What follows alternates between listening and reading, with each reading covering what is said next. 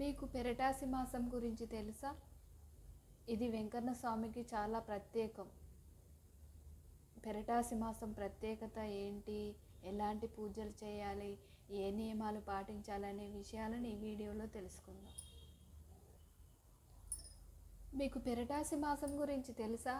ఇది వెంకన్న స్వామికి చాలా ప్రత్యేకం. పెరటాసి మాసం ప్రత్యేకత ఏంటి, ఎలాంటి పూజలు చేయాలి, ఏ నియమాలు పాటించాలనే విషయాలను ఈ వీడియోలో తెలుసుకుందాం.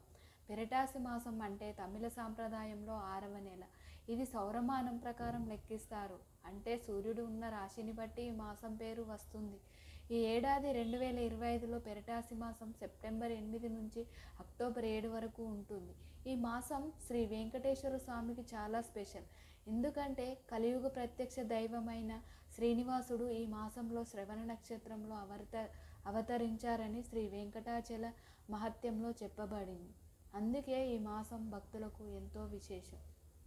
ఈ మాసంలో వచ్చే శనివారాలు స్వామికి చాలా ప్రీతికరం. ముఖ్యంగా 3వ శనివారం సూపర్ స్పెషల్. ఈరోజు శ్రీ వెంకటేశ్వర స్వామికి పిండి దీపం సమర్పించడం ద్రవిడ సాంప్రదాయంలో పెద్ద ఆచారం. అన్ని శనివారాలు చేయలేకపోతే కనీసం 3వ శనివారం మాత్రం పాటించాలని పండితులు చెబుతున్నారు.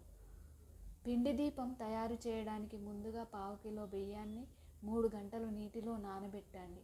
తర్వాత నీళ్లు వడగట్టి బియ్యాన్ని నీటిలో ఆరబెట్టి తర్వాత మెత్తగా పిండిలా చేసుకోండి. ఈ పని అంతా మడిగా అంటే పరిశుభ్రంగా చేయాలి.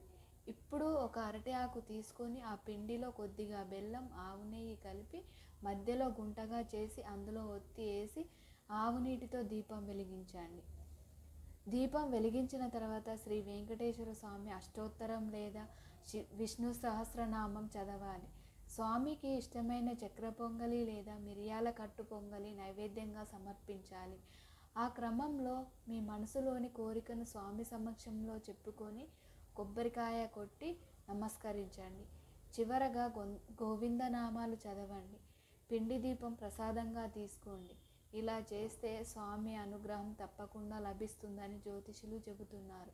అయితే పెరటాసి మాసంలో వ్రతం చేసేవాళ్ళు కొన్ని నియమాలు పాటించాలి. సూర్యోదయానికి ముందే లేచి స్నానం చేసి సుప్రభాతం చదవాలి. నుదుటన తిరునామం పెట్టుకోండి. పూజ అయ్యే వరకు ఉపవాసం ఉండండి. మాంసం, మద్యం వంటివి అస్సలు ముట్టకూడదు. రోజు స్వామి ఆలయాన్ని సందర్శించాలి. భక్తితో ఈ నియమాలు పాటిస్తే శ్రీనివాసుడి కరుణా కటాక్షాలు లభిస్తాయి.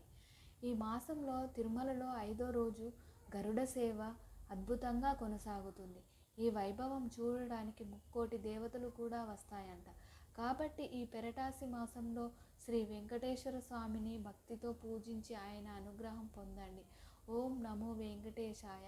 ఈ వీడియో నచ్చితే లైక్ చేయండి, షేర్ చేయండి, మా ఛానల్ని సబ్స్క్రైబ్ చేయండి.